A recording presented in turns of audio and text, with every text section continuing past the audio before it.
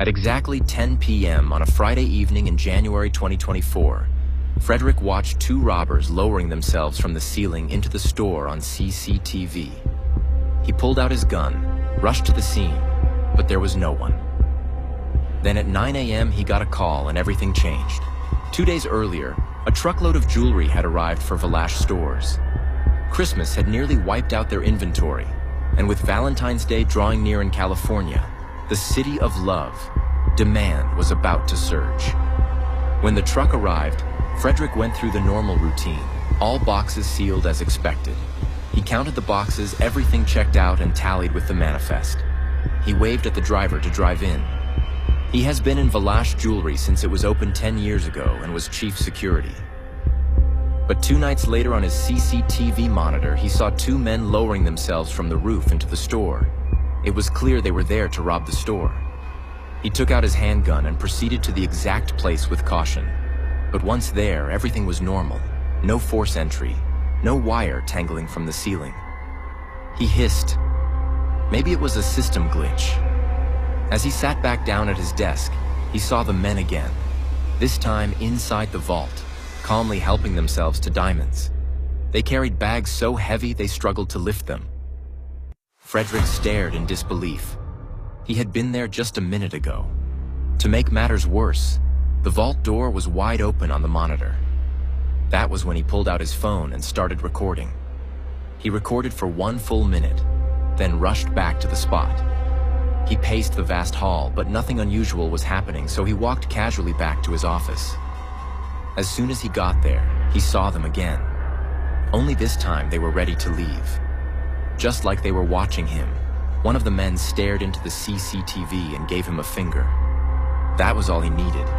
He pressed the panic button and raced back to the corridor leading to the vault. By the time he got there, everything remained as it is. He stared at the vault door. It was tightly locked. He had seen movies before where they hacked the security and made it clean. But this was different. He wondered why he could see the thieves moving on the monitor and they weren't there. Everything had taken about 7 minutes. In less than 5 minutes, a police car arrived at the store. 2 more arrived minutes later. Valash Stores was one of the biggest in California. You could get any jewelry you wanted, all you needed was asked. Rumor had it that Valash himself was a close ally of Arnold Schwarzenegger during his time as governor, and that connection gave the business a massive boost. Lately, however, rumors had surfaced that Valash had hit a brick wall financially and was no longer solvent. Some said the shop might close soon. That was why Fredrick was worried. If anything went wrong, he'd be back on the streets. The police questioned him. He told them everything he had seen. They checked the ceiling and the vault door. Nothing was out of place. They demanded to see the surveillance footage. When Fredrick played it back, there was nothing there. It was as if everything had vanished. Officer Dubois Lazarazzo asked him if he had been drinking on duty. Fredrick shook his head. They tested him anyway. He was clean. With no evidence, the police left. The next morning, around 9 a.m. on Saturday, the store manager called Fredrick. His voice was coarse and indifferent. Fredrick knew something was wrong. He had worked the night shift and left at 6 a.m. when Dapo took over. Fredrick threw on a shirt and headed to the store. Outside, he saw several police cars. He parked nearby and rushed toward his boss, Dixon. "What is this about?" Fredrick asked calmly. "There was a break-in here last night and you didn't call me," Dixon screamed. "Break-in?" The word fell from Fredrick's mouth like he was dreaming. "I saw something last night. I called the cops. We checked everything. Nothing was out of place. The cameras showed nothing either." Dixon was furious. Goods worth over $250 million were stolen, and you don't have a live feed as head of security. Why didn't you tell us the cameras weren't working? Fredrick walked into the vault. It was completely tossed. He stood there, confused. They checked his phone records. There was no evidence of any 911 call. The name of the police officer he claimed responded didn't exist in the California Police Department. There was no record of multiple police cars showing up the night before. He had been alone. "Give me your access card," Dixon said. Fredrick handed it over and was escorted out. "I'd have loved to arrest you," Dixon added, "but you've worked here too long. You're suspended pending a full investigation." Fredrick walked out of Valash Jewelry, the place where he had spent 10 years of his life. He knew what he had seen the night before. Naomi, the chief accountant, was called in to take stock of what had been stolen. She was shocked. Whoever entered the store knew exactly what they were after. She handed the valuation to Dixon. "About 15 million, she said. Dixon and Valash Jr. exploded. They accused her of underreporting. They named jewelry pieces she didn't remember coming in 2 days prior, and if they were ever in the store, they have been sold, but they downplayed her competence. She was suspended as well for failing to give an estimate that aligns with their reality. Her access card was taken. The FBI had no leads. The cameras hadn't been working except the one inside Fredrick's office showing him sleeping at the time of the robbery. No arrests were made. It was as if the thieves had vanished into thin air. 2 months later, the insurance company paid out the full amount. Fredrick and Naomi were called back to the store, separately, and each was handed a sack letter. Their reputations were destroyed. They would never work in a jewelry store again. They sued Valash Jewelry and lost. In March, Fredrick visited Naomi. She was packing to leave California for good.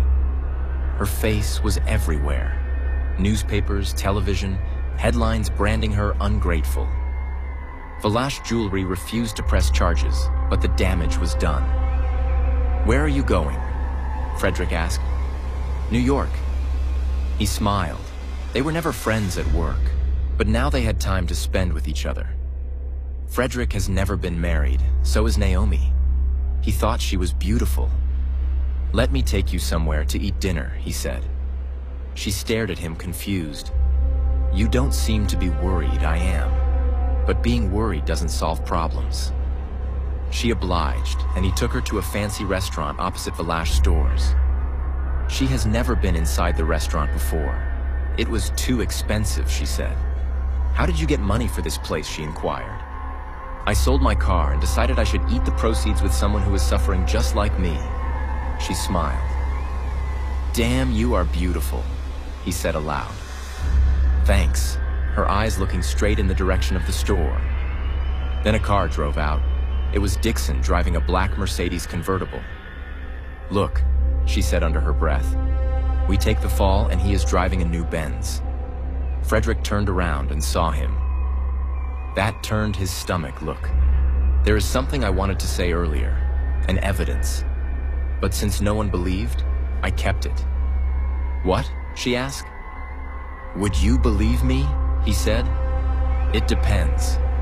He brought out his phone and showed her the record he made from the monitor on the night of the robbery. She froze. "Why didn't you show this to our lawyer?" He paused. "Because I didn't think he would believe either. Even the cops I talked to that night didn't exist." Naomi smiled. "I know what this is about." "What?" Fredrick asked. "You remember when they said Valash stores were going under?" "Yes. But what has that got to do with this?" "I think we took the fall so the company can stand." "You mean they defrauded the insurance?" She nodded. "That was why they didn't press charges on us. We were the porn. I will take you to someone to analyze that video." That night, Naomi's nephew said at once, "This was a badly done AI-generated video. It was meant to fool you, only hence it was deleted." "So what do we do?" "It depends on what you want," he said. "Fredrick," Naomi said calmly, "the thieves are the owners of the store. Valash Jr. and Dixon help Valash Company while also taking care of themselves." "What is your plan?" Fredrick asked. "We go back in," Naomi said. 7 minutes, just like they did. It is going to be the perfect copycat. 2 weeks later, they executed the plan perfectly.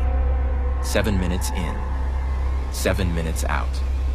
They took $100 million worth of diamonds, the hidden stash behind the vault's blind spot.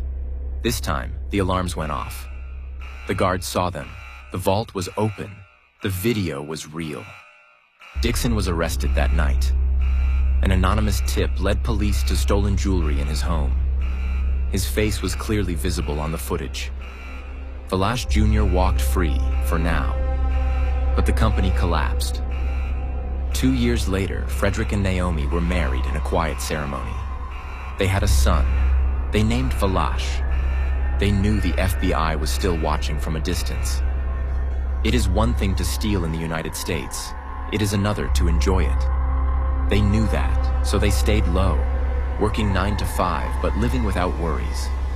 At sentencing, Derek received a text, an anonymous message. It reads, "Our laugh comes last." The judge had no mercy on him. He was given 25 years behind the bar. Valash Sr. died of heart troubles, and Valash Jr. left the country with what he had left. In the end, we became the ghost of Valash stores.